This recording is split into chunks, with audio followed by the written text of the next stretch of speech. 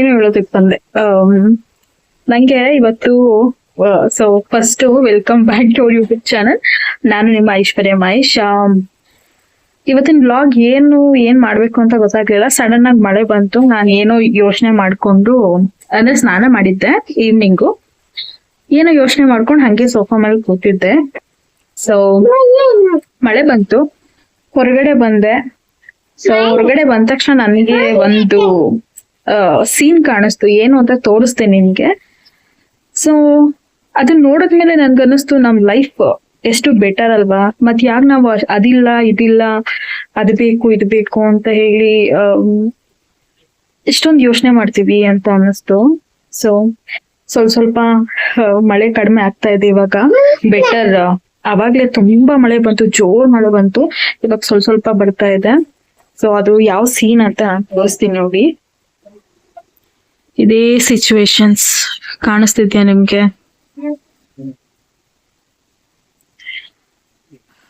ಈ ಮಳೆಲಿ ಆ ಪೆಂಡಲ್ ಹಾಕೊಂಡು ಸೊ ಅವರಲ್ಲಿ ಆ ಮಳೆಲೂ ಅಡ್ಗೆ ಮಾಡ್ತಾ ಇದ್ದಾರೆ. ಒಂದ್ ನಿಮಿಷ ಇನ್ನೂ ಝೂಮ್ ಮಾಡ್ತೀನಿ. ಝೂಮ್ ಮಾಡಿದ್ರೆ ಕ್ಲಾರಿಟಿ ಇದೆಯಾ ಗೊತ್ತಾಗ್ತಿಲ್ಲ. ಅಷ್ಟು ಕ್ಲಾರಿಟಿ ಇದೆಯಲ್ವ ಗೊತ್ತಿಲ್ಲ.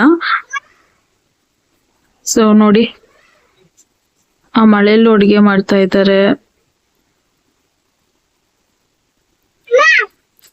ಆ ಮಕ್ಳಿದ್ದಾರೆ, ಪುಟಾಣಿ ಮಕ್ಳಿದ್ದಾರೆ. ಒಂದ್ 4-5 ಜನ ಪುಟಾಣಿ ಮಕ್ಳಿದ್ದಾರೆ. ಸೊ ಈ ಮಳೆಯಲ್ಲಿ ನಮ್ಗೆ ಮನೆ ಒಳಗಡೆ ಇರೋದಿಕ್ಕೆ ಆಗ್ತಾ ಇಲ್ಲ, ಅಷ್ಟು ಚಳಿ ಇದೆ. ಬಟ್ ಅವರು ಹೇಗೆ ಆ ಮಳೆಯಲ್ಲಿ ನಿಂತ್ಕೊಂಡು ಆ ಮಳೆ ನೀರೆಲ್ಲ ಅವ್ರೇನು ಪೆಂಡಲ್ ಹಾಕೊಂಡಿದ್ದಾರೆ ಅದ್ರ ಕೆಳಗಡೆ ಏನು ಹಾಸ್ಕೊಂಡಿಲ್ಲ ಅವರು.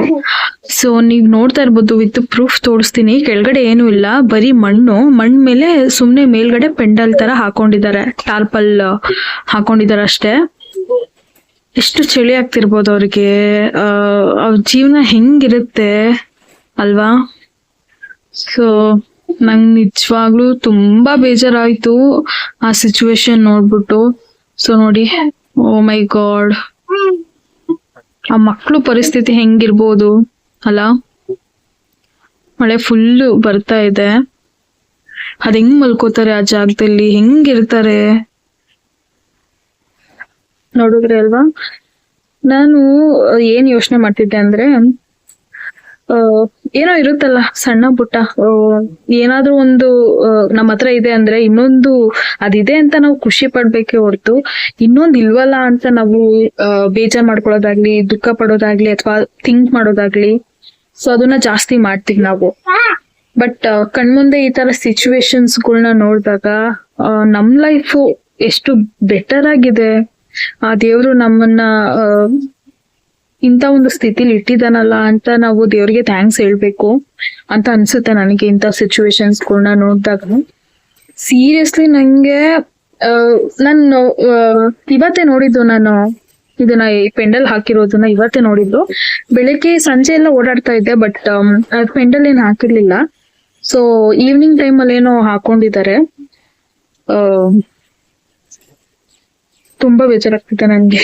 ಗಳು ಬರೋ ತರಾನೇ ಆಗ್ತಿತ್ತು. ಒಂಥರ ಹೆಂಗ್ ಆಗ್ಬಿಡ್ತು ಅಂದ್ರೆ, ಒಳಗಡೆ ಕೂತು ಏನೋ ಥಿಂಕ್ ಮಾಡ್ತಾ ಇದ್ದೆ. ನನ್ಗೆ ನಮ್ಗೆ ಯಾಕೆ ಇಷ್ಟೊಂದು ಪ್ರಾಬ್ಲಮ್ಸು, ನಮ್ಗೆ ಯಾಕೆ ಇಷ್ಟೊಂದು ತೊಂದ್ರೆ,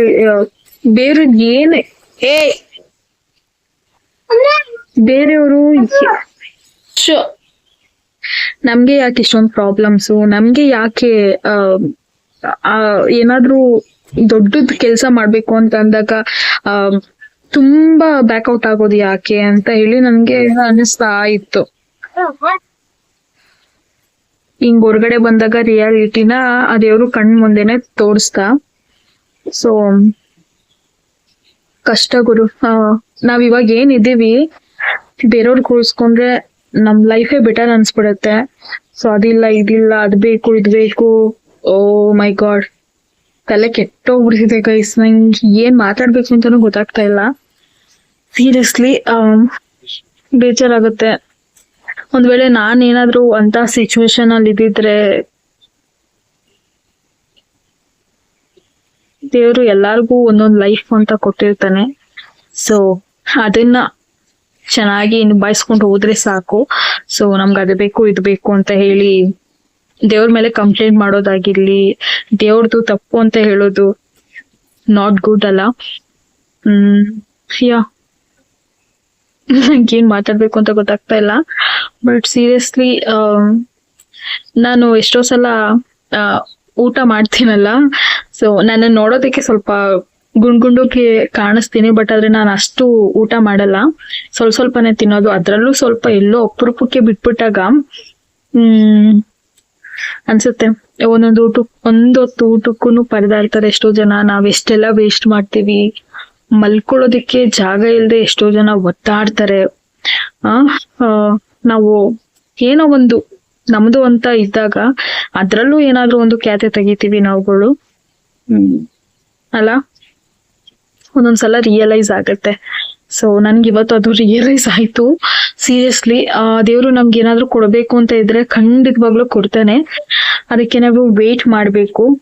ನಾನು ಅಷ್ಟೇ, ನಾನಿನ್ ಯಾವತ್ತೂ ಕಂಪ್ಲೇಂಟ್ ಮಾಡಲ್ಲ.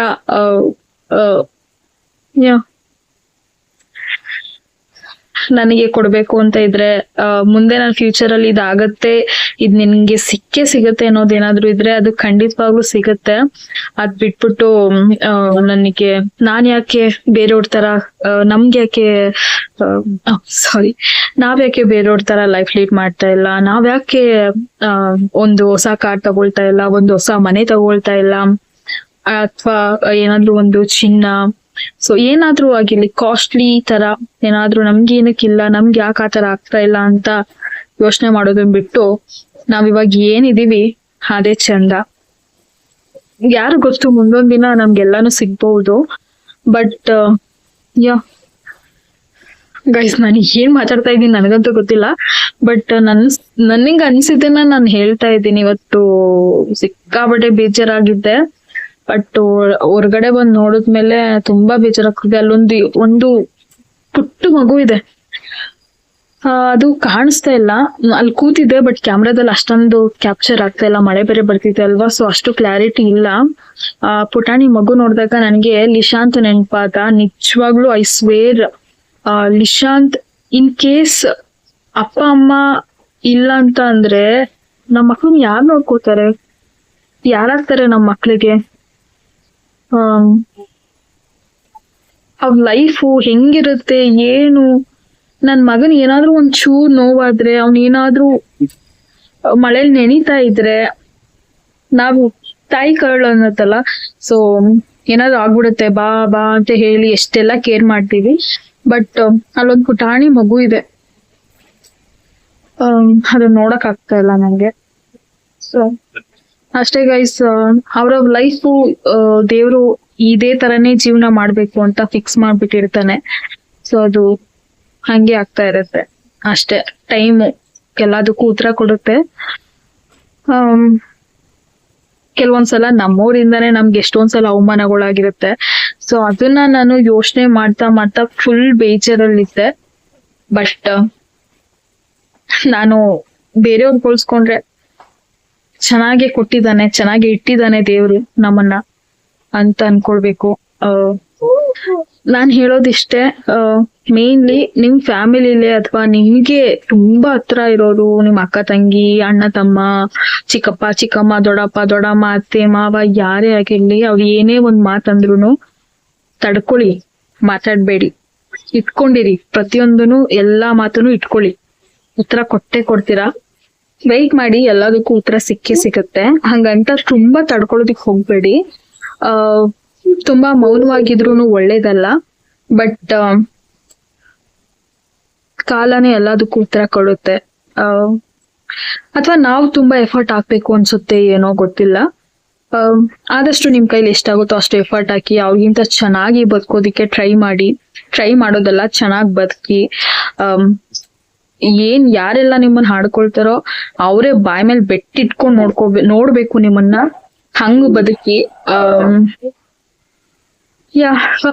ಒಂದು ಸಣ್ಣ ಪುಟ್ಟ ವಿಷಯದಿಂದ ನಮ್ಮನ್ನ ಅಳಿತಾರಲ್ಲ, ಸೊ ಅದು ಸ್ವಲ್ಪ ನೋವಾಗತ್ತೆ. ತುಂಬಾ ಬೇರೆಯವ್ರು ಯಾರೋ ಅನ್ನೋದಕ್ಕಿಂತ ತುಂಬಾ ಹತ್ರವಾಗಿರೋರೆ ಏನಾದ್ರು ಅಂದಾಗ ಅದು ಪೇನ್ ಆಗುತ್ತೆ.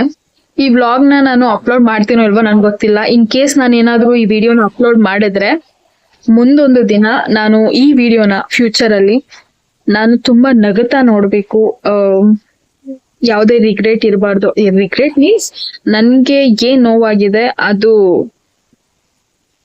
ಆ ನೋವನ್ನ ಮರೆಯೋ ತರ ಇರಬೇಕು ಅಂತ ನಾನ್ ಅನ್ಕೊಳ್ತಾ ಇದ್ದೀನಿ. ಏನಾಯ್ತು ಏನು ಎತ್ತ ಅದೊಂದು ಮುಂದೊಂದು ದಿನ ನಾನು ಹೇಳ್ತೀನಿ. ಖಂಡಿತವಾಗ್ಲೂ ನಾನು ಈ ವಿಡಿಯೋ ಮ್ಯಾಟರ್ ಏನಾಗಿದೆ ಸೊ ಅದನ್ನ ನಾನು ಖಂಡಿತವಾಗ್ಲೂ ನಿಮ್ ಜೊತೆ ಶೇರ್ ಮಾಡ್ತೀನಿ. ಬಟ್ ಜೀವನ ಹೆಂಗೆ ಚೇಂಜ್ ಆಗತ್ತೆ ಗೊತ್ತಾ? ಯಾರು ನಮ್ಮೋರಲ್ಲ. ಸೊ ದುಡ್ಡಿದ್ರೆ ದುನಿಯಾ, ಹಂಗಂತ ದುಡ್ಡಿಲ್ಲ ಅಂತ ಅಲ್ಲ, ಕೆಲವೊಂದು ಥಿಂಗ್ಸ್ ಅವ್ರ ಹತ್ರ ಇರೋದು ನಮ್ಮ ಹತ್ರ ಇರಲ್ವಲ್ಲ. ಸೊ ಅದ್ರಿಂದ ನಮ್ಮನ್ನ ಅಳ್ದು ಬಿಡ್ತಾರೆ. ಸೊ ಗೈಸ್, ಖಂಡಿತವಾಗ್ಲು ಎಲ್ಲಾನು ಆಗತ್ತೆ. ನನ್ ಕೈಲಿ ಎಲ್ಲಾನು ಸಾಧ್ಯ ಆಗತ್ತೆ. ದೇವ್ರು ನನ್ನನ್ನ ಇದೇ ರೀತಿ ಚೆನ್ನಾಗಿಟ್ಟಿದ್ರೆ ಎಲ್ಲಾನು ಮಾಡೋದಿಕ್ಕೆ ಸಾಧ್ಯ. ಕುಗ್ಬಾರ್ದು. ಕಣ್ಮುಂದೆನೆ ಒಂದು ಎಕ್ಸಾಂಪಲ್ ನೋಡ್ತಾ ಇದ್ದೀನಿ, ಅದಕ್ಕಿಂತ ನಾನು ಬೆಟರ್ ಆಗಿ ಇದ್ದೀನಿ. ಸೊ ಅತಿ ಆಸೆನೂ ಪಡ್ಬಾರ್ದು. ವೆಯ್ಟ್ ಮಾಡೋಣ.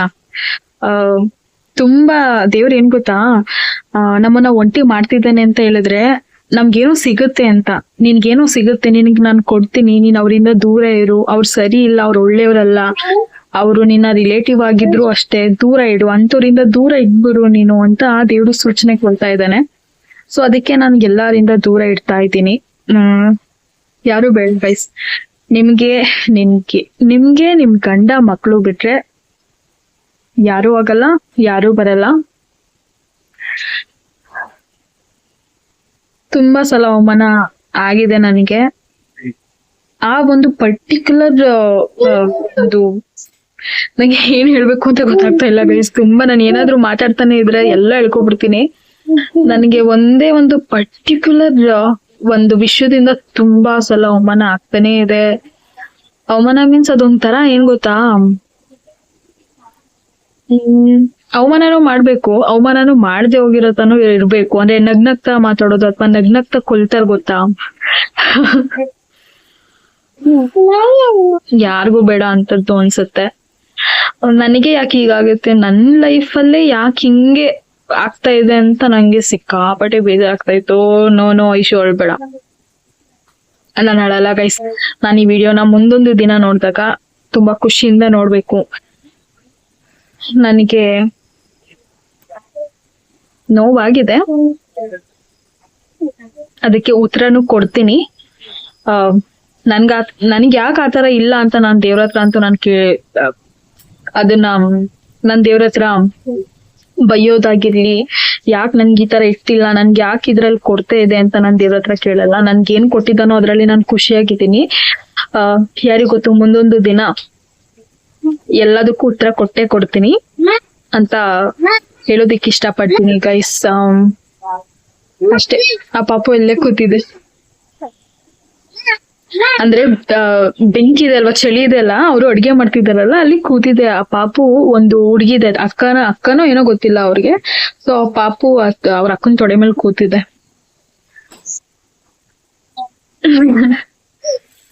ಸೊ ಓಕೆ, ಇವಾಗ ಅಡ್ಗೆ ಮಾಡೋಣ. ಏನ್ ಐಶು ಈ ತರ ಎಲ್ಲ ಮಾತಾಡ್ತಿದ್ದಾಳೆ, ಏನೋ ಅರ್ಥ ಆಯ್ತಲ್ಲ ತಳ್ಳೆ ಬುಡ ಅಂತ ತಲೆ ಕೆಡ್ಸ್ಕೊಳ್ಬೇಡಿ. ಎಲ್ಲದಕ್ಕೂ ಒಂದು ಕ್ಲಾರಿಟಿ ಕೊಡ್ತೀನಿ ನಾನು. ಯಾವುದು ಶಾಶ್ವತ ಅಲ್ಲ, ಯಾವ ಸಂಬಂಧನೂ ಶಾಶ್ವತ ಅಲ್ವೇ ಅಲ್ಲ. ನಿಮ್ಮ ಹತ್ರ ದುಡ್ಡಿದ್ರೆ ಮಾತ್ರನೇ ನಿಮ್ಮನ್ನ ಜನ ತುಂಬಾ ಚೆನ್ನಾಗಿ ಮಾತಾಡ್ಸೋದು, ತುಂಬಾ ಚೆನ್ನಾಗಿರೋದು, ನಗ್ನಾಗ್ತಾ. ಇಲ್ಲ ಅಂತ ಅಂದ್ರೆ ನೀವು ಯಾವ್ದಕ್ಕೂ ಲೆಕ್ಕನೇ ಇಲ್ಲ. ನನ್ ಗಂಡನನ್ನ ತುಂಬಾ ಚೆನ್ನಾಗಿ ನೋಡ್ಕೊಳ್ತಾ ಇದ್ದಾರೆ. ಇದೊಂದು ಕ್ಲಾರಿಟಿ ಕೊಟ್ಬಿಡ್ತೀನಿ. ಬೇರೆಯವ್ರ ತರ ಅವ್ರ ಅಪ್ಪನ್ ದುಡ್ಡಲ್ಲಿ ಶೋಕಿ ಮಾಡೋದಲ್ಲ, ಸ್ವಂತ ದುಡಿಮೆಯಿಂದ ಹೆಂಡತಿ ಮಕ್ಳನ್ನ ಸಾಕ್ತಾ ಇದ್ದಾರೆ ನನ್ ಗಂಡ. ಅಂಡ್ ನಮ್ದು ಲವ್ ಮ್ಯಾರೇಜ್ ಆಗಿರೋದ್ರಿಂದ ನನ್ಗೆ ಯಾವ್ದೇ ರೀತಿ ಕೊರತೆ ಇಲ್ಲ. ನನ್ ಗಂಡ ಅಷ್ಟು ಚೆನ್ನಾಗಿ ನೋಡ್ಕೊಂಡಿದ್ದಾರೆ. ಇವತ್ತು ನಾವು ಬಾಡಿಗೆ ಮನೇಲಿ ಇರ್ಬೋದು, ಯಾರಿಗ್ ಗೊತ್ತು ಮುಂದೊಂದು ದಿನ ನಮ್ದೇ ಆದಂತ ಒಂದು ಸ್ವಂತ ಮನೆ ಮಾಡ್ಕೊಳ್ತೀವಿ. ಗೊತ್ತಿಲ್ಲ ದೇವ್ರು ಯಾವಾಗ ಕಂಡ್ಬಿಡ್ತಾನೆ ಏನು ಅಂತ. ಅಂಡ್ ಅರ್ಥ ಆಗಿರುತ್ತೆ ಅನ್ಕೊಳ್ತೀನಿ ಸ್ವಲ್ಪ ಜನಕ್ಕೆ. ನಿಮ್ಮ ಅಪ್ಪನ ದುಡ್ಡಲ್ಲಿ ನೀವು ಶೋಕಿ ಮಾಡ್ಬೇಡಿ. ಅಪ್ಪನ ದುಡ್ಡು ಏನಿದೆ ಅದನ್ನ ಪಕ್ಕದಲ್ಲಿ ಇಟ್ಬಿಟ್ಟು ನೀವೇನ್ ದುಡಿತಾ ಇದ್ದೀರಾ, ಅಪ್ಪನ್ ಕೆಲ್ಸ ಆಗಿರ್ಲಿ, ಅಪ್ಪನ್ ದುಡಿಮೆ ಆಗಿರ್ಲಿ, ಅದಲ್ಲ ಮ್ಯಾಟರ್. ನೀವು ನಿಮ್ಮ ಓದಿಗೆ ಸಿಕ್ಕಿರೋ ಕೆಲ್ಸ, ಅದ್ರ ಮೇಲೆ ಏನು ಸಂಬಳ ಮಾಡ್ತಾ ಇದೀರಿ, ಏನು ದುಡಿತಾ ಇದ್ದೀರಾ, ಅದ್ರಲ್ಲಿ ಶೋಕಿ ಮಾಡಿ.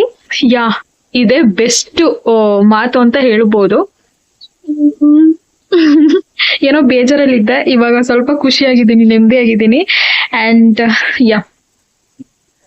ಅಷ್ಟೇ ಗೈಸ್. ತುಂಬಾ ಏನಾದ್ರು ಮಾತಾಡ್ಬಿಟ್ನಾ? ಇವಾಗ ಏನಿಲ್ಲ, ಅಡ್ಗೆ ಮಾಡಿ. ಏನದು ಮುಂಗುಸಿ ಅನ್ಕೊಳ್ತೀನಿ. ಅದೇ ತಾನೆ ಮುಂಗುಸಿ.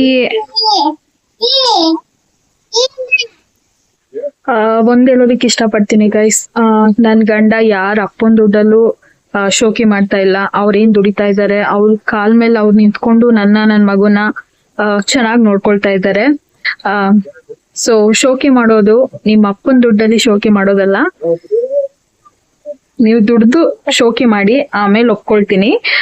ಆಮೇಲೆ ನನಗ್ ಗುಡ್ಸೋದಾಗಿರ್ಲಿ ಅಥವಾ ನನಗೆ ಟಾಂಗ್ ಕೊಡೋದಾಗಿರ್ಲಿ, ಅವಮಾನ ಮಾಡೋದಾಗಿರ್ಲಿ, ಅದು ಆಮೇಲೆ. ಬಟ್ ನೀವೇನ್ ದುಡಿತೀರಾ ಅನ್ನೋದು ಮ್ಯಾಟರ್ ಆಗತ್ತೆ ಅಷ್ಟೇ ಗೈಸ್. ಎಲ್ಲ ಆಗತ್ತೆ ಗೈಸ್, ಒಂದಲ್ಲ ಒಂದಿನ ಎಲ್ಲಾನು ಆಗತ್ತೆ. ಬಟ್ ನಮ್ಮ ಎಫರ್ಟ್ ಎಷ್ಟಿರುತ್ತೆ ಅನ್ನೋದು ತುಂಬಾನೇ ಇಂಪಾರ್ಟೆಂಟ್ ಆಗಿರುತ್ತೆ. ಒಂದ್ಸಲ 2 ಸಲ ಹೋಗ್ಲಿ 3 ಸಲ ಅವಮಾನ ಸಹಿಸ್ಕೊಳ್ಬಹುದು, ಮತ್ತೆ ಪದೇ ನಾಟ್ ಗುಡ್. ಹಂಗಂತ ದೇವ್ರ ಹತ್ರ ನಾನು ಕೋಪ ಮಾಡ್ಕೊಳ್ಳೋದಾಗಿರ್ಲಿ, ನಮ್ಗೆ ಯಾಕೆ ಈ ರೀತಿ ಇಟ್ಟಿದ್ಯಾ, ಆಗತ್ತೆ ಗೈಸ್. ಸಾಧ್ಯ ಆದ್ರೆ ನಾವ್ ಮನ್ಸ್ ಮಾಡಿದ್ರೆ ಎಲ್ಲಾನು ಸಾಧ್ಯ ಆಗತ್ತೆ. ಬಟ್ ಕೆಲವೊಂದ್ ಸಿಚುವೇಶನ್ಸ್ಗಳನ್ನ ನೋಡಿದಾಗ ಲೈಫ್ ಎಷ್ಟು ಬೆಟರ್ ಆಗಿದೆ ಅಲ್ವಾ ಬೇರೆಯವ್ರನ್ನ ನೋಡಿದಾಗ ಅಂತ ಅನ್ಸುತ್ತೆ. ಲೈಕ್ ಎಕ್ಸಾಂಪಲ್, ಅವ್ರನ್ನ ನೋಡಿದಾಗ ಅನ್ಸುತ್ತೆ ಲೈಫು ಅವ್ರಿಗೆ ಹೋಲ್ಸ್ಕೊಂಡ್ರೆ ಎಷ್ಟೋ ಬೆಟರ್ ಆಗಿದೆ ಅಲ್ವಾ ನಮ್ದು ಜೀವನ, ಯಾಕೆ ನಾವ್ ಅದಿಲ್ಲ ಇದಿಲ್ಲ ಅಂತ ಚಿಂತೆ ಮಾಡ್ತೀವಿ ಅಂತ. ಏನಂತೀರಾ? ನೋಡೋಣ, ಈ ವಿಡಿಯೋ ನಾನು ಏನಾದ್ರೂ ಪೋಸ್ಟ್ ಮಾಡಿದ್ರೆ, ನನ್ಗೇನಾದ್ರೂ ನೋವು ಆದಾಗ ಎಲ್ಲಾನು ಹೇಳ್ಕೋಬೇಕು ಅಂತ ಅನ್ಸುತ್ತೆ. ಬಟ್ ಅವಮಾನ ಮಾಡಿರೋದನ್ನ ಮರೆಯಕ್ಕಾಗಲ್ಲ. ಕೊಟ್ಟಿರೋ ಏಟನ್ನ ಮರ್ತ್ ಬಿಡ್ಬೋದು. ಬಟ್ ಆಡಿರೋ ಮಾತು, ನಡ್ಕೊಂಡಿರೋ ರೀತಿ, ನಮ್ಗೆ ಅವಮಾನ ಆಗತ್ತೆ, ನಮಗ್ ಬೇಜಾರಾಗತ್ತೆ ಅಂತ ಗೊತ್ತಿದ್ದು ಕೆಲವೊಂದು ಮಾಡ್ತಾರಲ್ಲ, ಸೊ ಅದೆಲ್ಲ ತುಂಬಾ ನೋವಾಗತ್ತೆ. ಮನ್ಸಲ್ಲಿ ಇಟ್ಕೊಳ್ಬೇಕು, ಒಂದಲ್ಲ ಒಂದು ದಿನ ಉತ್ತರ ಕೊಡ್ಬೇಕು ಅಷ್ಟೇ. ಇದ್ರ ಬಗ್ಗೆ ತುಂಬಾ ಮಾತಾಡಲ್ಲ, ನಾವು ಏನ್ ಕೆಲ್ಸ ಮಾಡ್ತೀವಿ ಅದ್ರ ಮೇಲೆ ಮಾತಾಡ್ತೀನಿ ಅಷ್ಟೇ. ಅಷ್ಟೇ ಗೈಸ್. ಓಕೆ, ನನಗೆ ಏನ್ ಅನಿಸ್ತೋ ಅದನ್ನ ನನ್ನ ಮನಸ್ಫೂರ್ತಿ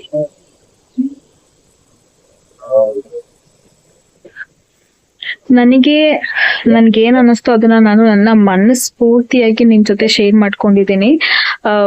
ಮ್ಯಾಟರ್ ಅಷ್ಟಾಗಿ ಮ್ಯಾಟರ್ನ ಅಷ್ಟೊಂದು ಕ್ಲಿಯರ್ ಆಗಿ ಹೇಳಿಲ್ಲ ಅಂದ್ರು, ನನಗ್ ನೋವಾಗಿದೆ, ನನ್ಗೆ ಅವಮಾನ ಆಗಿದೆ ಅನ್ನೋದಾದ್ರೂ ನಿಮ್ಗೆ ಗೊತ್ತಿರುತ್ತಲ್ವಾ. ಸೊ ಮುಂದೊಂದು ದಿನ ಈ ವಿಡಿಯೋ ನೋಡಿದಾಗ ಹಿಂಗ್ ಮಾಡಿದ್ರಲ್ವಾ ಅಂತ ನೆನ್ಪಾಗತ್ತೆ, ಉತ್ತರ ಕೊಡ್ತಾ ಇದೀವಲ್ವಾ ಅಂತಾನು ಅನ್ಸುತ್ತೆ. ಅಷ್ಟೇ ಗಾಯ್ಸ್, ಮತ್ತೆ ಸಿಗ್ತೀನಿ. ಬಾಯ್ ಬಾಯ್. ಎಲ್ಲಾ ದಿನನೂ ಒಂದೇ ತರ ಇರೋದಿಲ್ಲ, ಅಪ್ ಅಂಡ್ ಡೌನ್ಸ್. ಲೈಫ್ ಅಂದ್ಮೇಲೆ ಅಪ್ ಅಂಡ್ ಡೌನ್ಸ್ ಇದ್ದೇ ಇರತ್ತೆ. ಹಂಗಂತ ಕುಗ್ಗಬೇಡಿ, ತುಂಬಾ ಇದ್ದಾಗ ಹಿಗ್ಲು ಬೇಡಿ. ಯಾರಿಗ್ ಗೊತ್ತು ಯಾವ ಟೈಮ್ ಅಲ್ಲಿ ಏನಾಗತ್ತೆ ಅಂತ ಅಲ್ವಾ. ಸೊ ಅಷ್ಟೇ, ತುಂಬಾ ಮೋಟಿವೇಶನ್ ಆಗಿ ಮಾತಾಡ್ತಾ ಇದ್ದೀನಿ. ತುಂಬಾ ನೋವಾದಾಗ್ಲೇ ಇಷ್ಟೆಲ್ಲ ಮಾತಾಡೋದು, ಏನಂತೀರಾ? ಬಾಯ್ ಬಾಯ್.